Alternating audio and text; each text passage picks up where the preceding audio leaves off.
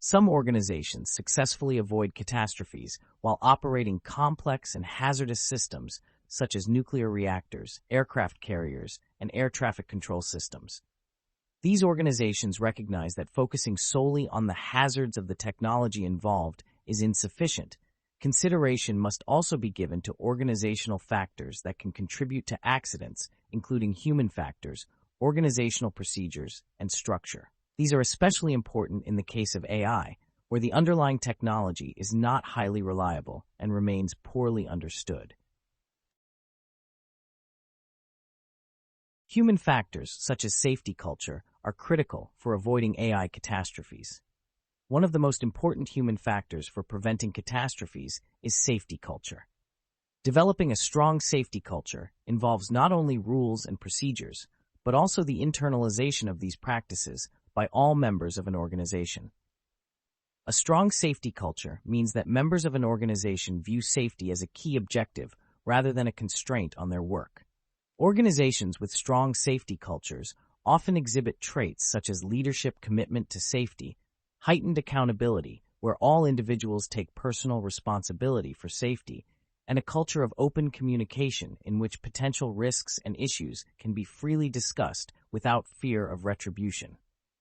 Organizations must also take measures to avoid alarm fatigue, whereby individuals become desensitized to safety concerns because of the frequency of potential failures. The Challenger space shuttle disaster demonstrated the dire consequences of ignoring these factors when a launch culture characterized by maintaining the pace of launches overtook safety considerations. Despite the absence of competitive pressure, the mission proceeded despite evidence of potentially fatal flaws, ultimately leading to the tragic accident. Even in the most safety-critical contexts, in reality, safety culture is often not ideal. Take, for example, Bruce Blair, a former nuclear launch officer and senior fellow at the Brookings Institution. He once disclosed that before 1977, the U.S. Air Force had astonishingly set the codes used to unlock intercontinental ballistic missiles to 00000. Here, safety mechanisms such as locks can be rendered virtually useless by human factors. A more dramatic example illustrates how researchers sometimes accept a non-negligible chance of causing extinction.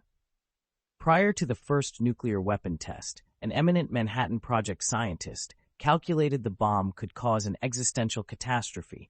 The explosion might ignite the atmosphere and cover the Earth in flames.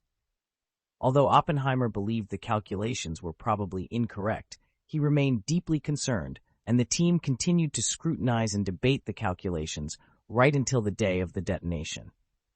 Such instances underscore the need for a robust safety culture. A questioning attitude can help uncover potential flaws. Unexpected system behavior can create opportunities for accidents or exploitation.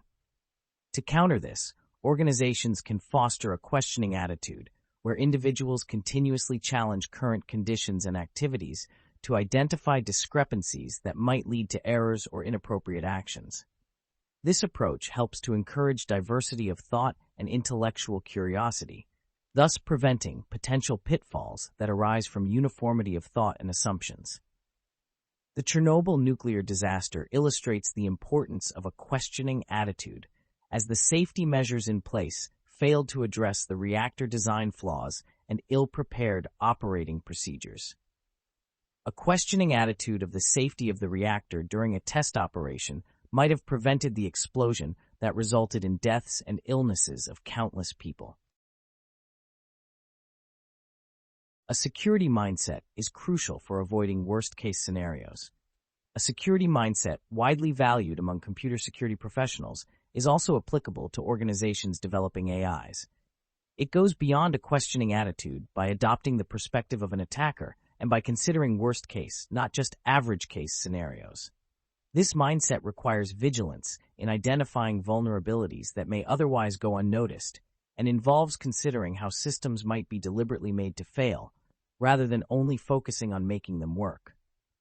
It reminds us not to assume a system is safe simply because no potential hazards come to mind after a brief brainstorming session. Cultivating and applying a security mindset demands time and serious effort, as failure modes can often be surprising and unintuitive. Furthermore, the security mindset emphasizes the importance of being attentive to seemingly benign issues or harmless errors, which can lead to catastrophic outcomes either due to clever adversaries or correlated failures. This awareness of potential threats aligns with Murphy's Law. Anything that can go wrong will go wrong, recognizing that this can be a reality due to adversaries and unforeseen events. Organizations with a strong safety culture can successfully avoid catastrophes. High-reliability organizations, HROs, are organizations that consistently maintain a heightened level of safety and reliability in complex, high-risk environments. A key characteristic of HROs is their preoccupation with failure, which requires considering worst-case scenarios and potential risks, even if they seem unlikely. These organizations are acutely aware that new, previously unobserved failure modes may exist, and they diligently study all known failures, anomalies, and near misses to learn from them. HROs encourage reporting all mistakes and anomalies to maintain vigilance in uncovering problems. They engage in regular horizon scanning to identify potential risk scenarios and assess their likelihood before they occur. By practicing surprise management, HROs develop the skills needed to respond quickly and effectively when unexpected situations arise, further enhancing an organization's ability to prevent catastrophes. This combination of critical thinking, preparedness planning, and continuous learning could help organizations to be better equipped to address potential AI catastrophes. However, the practices of HROs are not a panacea. It is crucial for organizations to evolve their safety practices to effectively address the novel risks posed by AI accidents above and beyond HRO best practices. Most AI researchers do not understand how to reduce overall risk from AIs. In most organizations building cutting-edge AI systems, there is often a limited understanding of what constitutes technical safety research. This is understandable because an AI's safety and intelligence are intertwined, and intelligence can help or harm safety. More intelligent AI systems could be more reliable and avoid failures, but they could also pose heightened risks of malicious use and loss of control. General capabilities improvements can improve aspects of safety, and it can hasten the onset of existential risks. Intelligence is a double-edged sword. Interventions specifically designed to improve safety may also accidentally increase overall risks. For example, a common practice in organizations building advanced AIs is to fine-tune them to satisfy user preferences. This makes the AIs less prone to generating toxic language, which is a common safety metric. However, users also tend to prefer smarter assistants, so this process also improves the general capabilities of AIs, such as their ability to classify, estimate, reason, plan, write code, and so on. These more powerful AIs are indeed more helpful to users, but also far more dangerous. Thus, it is not enough to perform AI research that helps improve a safety metric or achieve a specific safety goal. AI safety research needs to improve safety relative to general capabilities. Empirical measurement of both safety and capabilities is needed to establish that a safety intervention reduces overall AI risk. Improving a facet of an AI's safety often does not reduce overall risk, as general capabilities advances can often improve specific safety metrics. To reduce overall risk, a safety metric needs to be improved relative to general capabilities. Both of these quantities need to be empirically measured and contrasted. Currently, most organizations proceed by gut feeling, appeals to authority, and intuition to determine whether a safety intervention would reduce overall risk. By objectively evaluating the effects of interventions on safety metrics and capabilities metrics together, organizations can better understand whether they are making progress on safety relative to general capabilities. Fortunately, safety and general capabilities are not identical. More intelligent AIs may be more knowledgeable, clever, rigorous, and fast, but this does not necessarily make them more just, power-averse, or honest. An intelligent AI is not necessarily a beneficial AI. Several research areas mentioned throughout this document improve safety relative to general capabilities. For example, improving methods to detect dangerous or undesirable behavior hidden inside AI systems do not improve their general capabilities, such as the ability to code, but they can greatly improve safety. Research that empirically demonstrates an improvement of safety relative to capabilities can reduce overall risk and help avoid inadvertently accelerating AI development, fueling competitive pressures, or hastening the onset of existential risks. Safety washing can undermine genuine efforts to improve AI safety. Organizations should be wary of safety washing, the act of overstating or misrepresenting one's commitment to safety by exaggerating the effectiveness of safety procedures, technical methods, evaluations, and so forth. This phenomenon takes on various forms and can contribute to a lack of meaningful progress in safety research. For example, an organization may publicize their dedication to safety while having a minimal number of researchers working on projects that truly improve safety. Misrepresenting capabilities developments as safety improvements is another way in which safety washing can manifest. For example, methods that improve the reasoning capabilities of AI systems could be advertised as improving their adherence to human values, since humans might prefer the reasoning to be correct, but would mainly serve to enhance general capabilities. By framing these advancements as safety-oriented, organizations may mislead others into believing they are making substantial progress in reducing AI risks, when in reality, they are not. It is crucial for organizations to accurately represent their research to promote genuine safety and avoid exacerbating risks through safety washing practices. In addition to human factors, safe design principles can greatly affect organizational safety. One example of a safe design principle in organizational safety is the Swiss cheese model, as shown in Figure 14, which is applicable in various domains, including AI. The Swiss cheese model employs a multi-layered approach to enhance the overall safety of AI systems.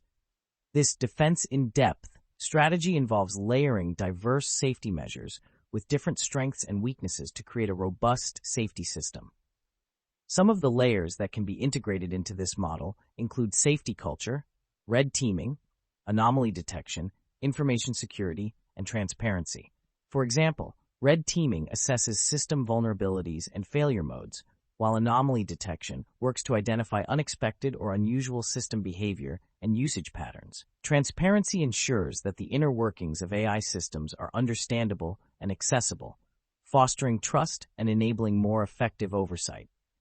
By leveraging these and other safety measures, the Swiss cheese model aims to create a comprehensive safety system where the strengths of one layer compensate for the weaknesses of another. With this model, safety is not achieved with a monolithic airtight solution, but rather with a variety of safety measures.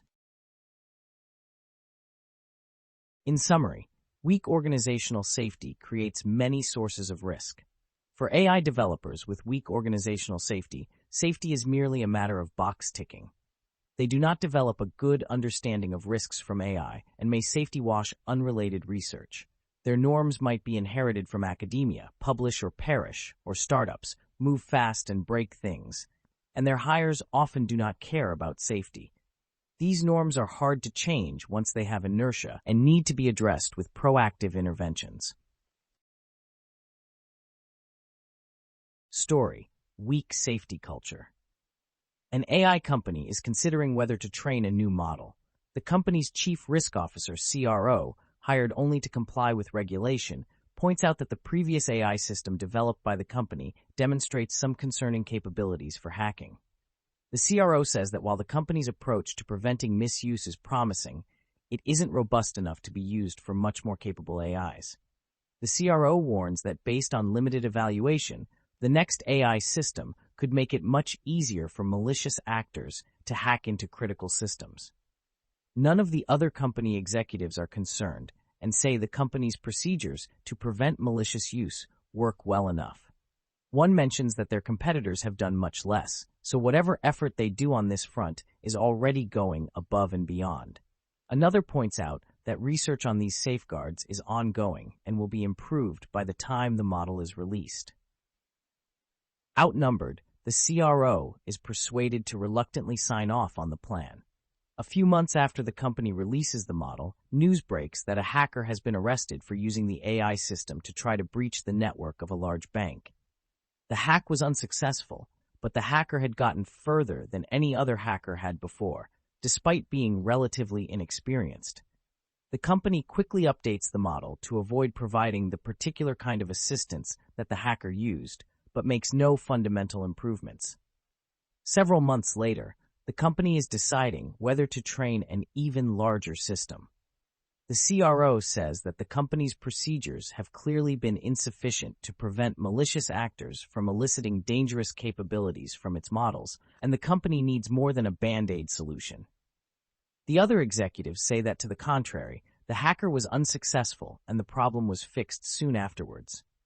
One says that some problems just can't be foreseen with enough detail to fix prior to deployment.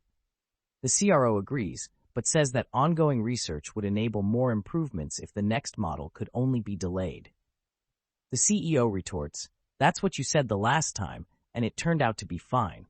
I'm sure it will work out, just like last time." After the meeting, the CRO decides to resign, but doesn't speak out against the company, as all employees have had to sign a non-disparagement agreement. The public has no idea that concerns have been raised about the company's choices, and the CRO is replaced with a new, more agreeable CRO who quickly signs off on the company's plans. The company goes through with training, testing, and deploying its most capable model ever, using its existing procedures to prevent malicious use.